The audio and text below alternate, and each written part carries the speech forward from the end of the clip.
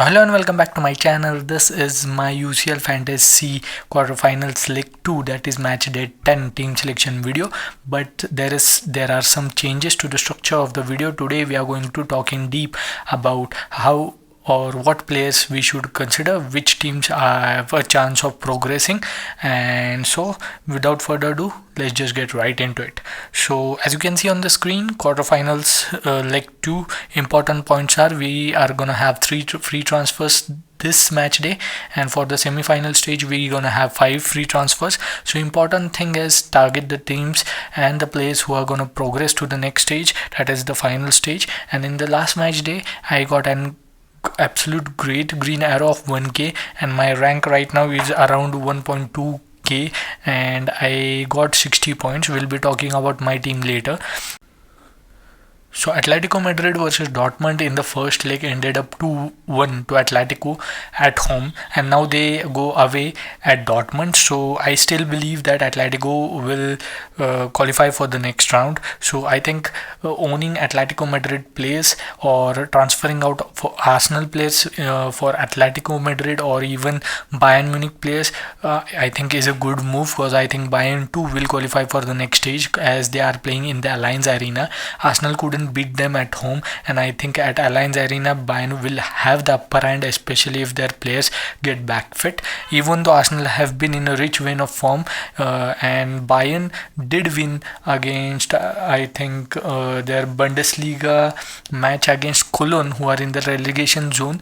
Not a great match, but yet they recorded a 2-0 win, and the likes of Neuer and Sané are recovering from injury. Sané is training individually for that Wednesday's game of for the Champions League game at home. So I think both of those players will be available. So Sané played a big part in the first leg in that 2-2 draw. So I think transferring out some Arsenal players for Atletico Madrid or Bayern players could be useful or could be fruitful.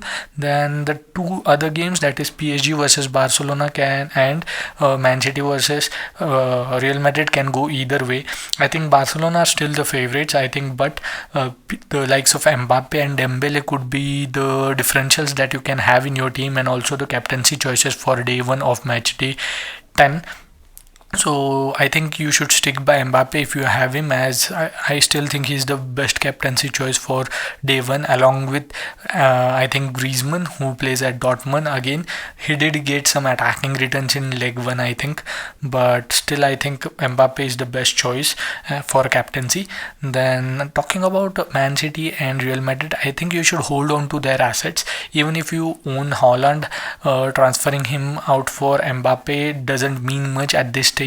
It would be great if you did that in last match day like I did, but right now I think you should stick by your assets. That is, if you have Haaland, stick by him. If you have Mbappe, stick by him, and transfer either one of them out in the next match day if they get thrown out of the competition. So I think Real Madrid versus Man City is really tough. It's really tough to predict. It depends upon lot of tactics.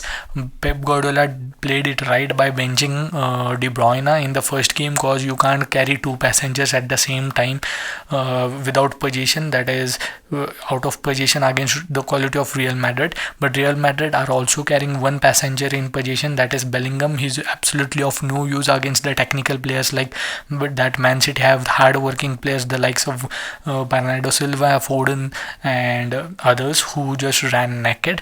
So I think in position Bellingham is an liability for Real Madrid, and out of position De Bruyne and Haaland are liability for Man City. So it will be interesting to see how Pep Guardiola lines them up at home against Real Madrid. I think if Haaland and De Bruyne play start for Man City, I think it will be a tough game for Man City to win. I think Real Madrid might edge it, and obviously Bellingham will start. There's no doubt that he will get rested.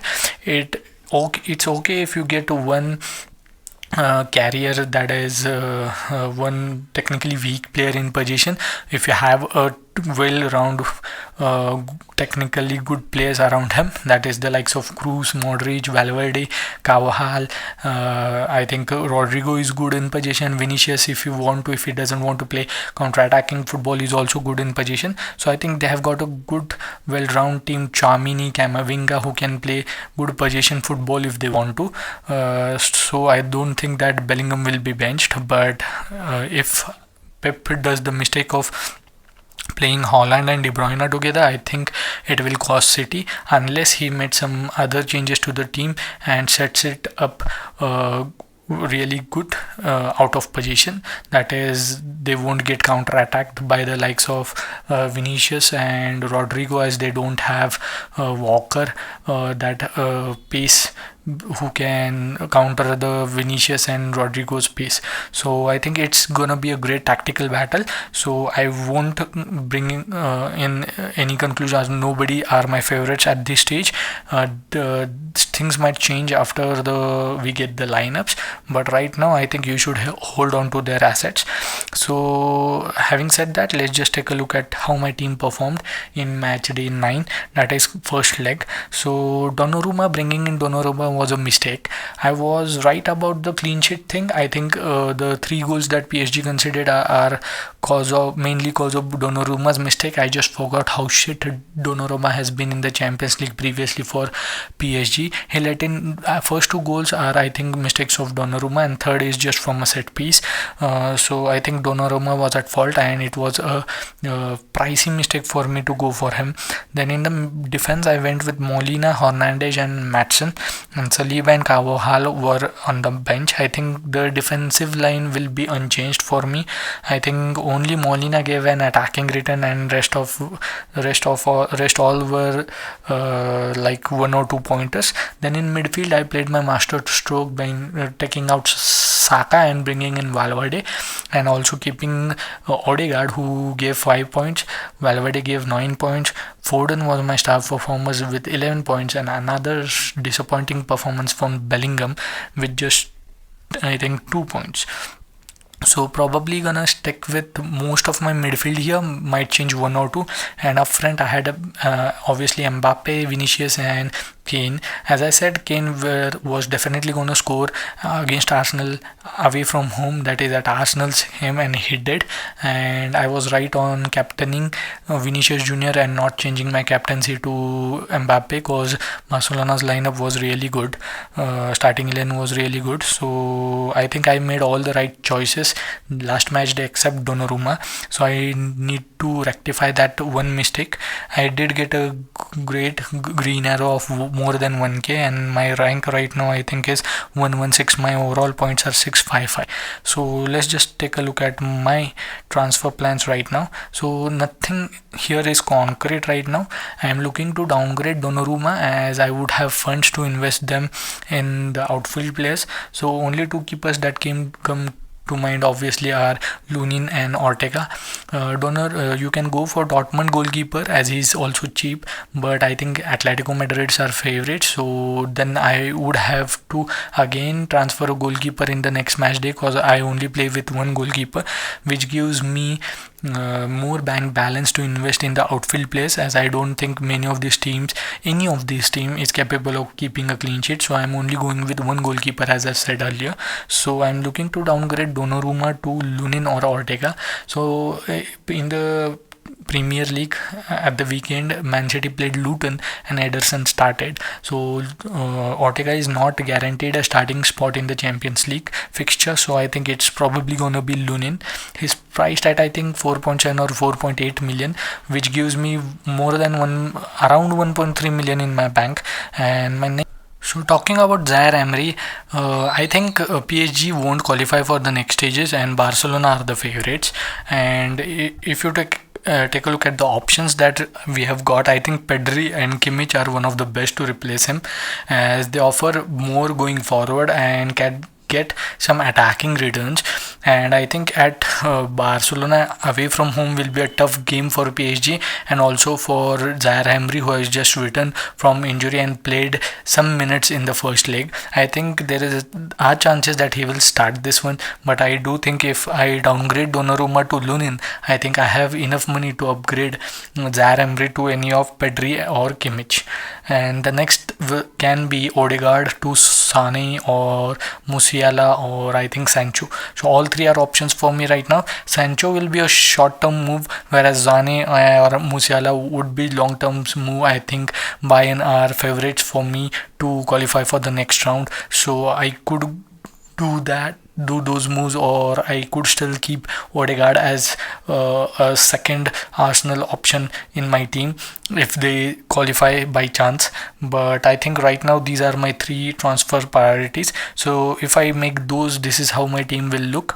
I will have 0.2 million in my bank, kind of near about 0.2 million in my bank, and I would start with Lunin as my sole goalkeeper against Man City away from home, and definitely he won't keep a clean sheet, but I don't think either of the teams will. So at the back it will be Molina, Hernandez and Matson, and on the bench it will be Carvajal and Saliba, who play on day 2. So I do expect some clean sheets or attacking points in this round, because I think Dortmund are a goal behind and they are playing at home, so they will play a more attacking brand of football, whereas Atletico Madrid can just sit back and hit them on counter. So it goes both ways. I think there are opportunities for the fullbacks to get points in this game. So I think Matson can definitely get at least 3-4 points in this one, and Molina already returned in first leg. He gave I think 4 points. Then I'm sticking with Hernandez. Then in the midfield, as I said, Pedri will come on instead of Zaire Emery. I think Valverde, Foden and Bellingham are good options.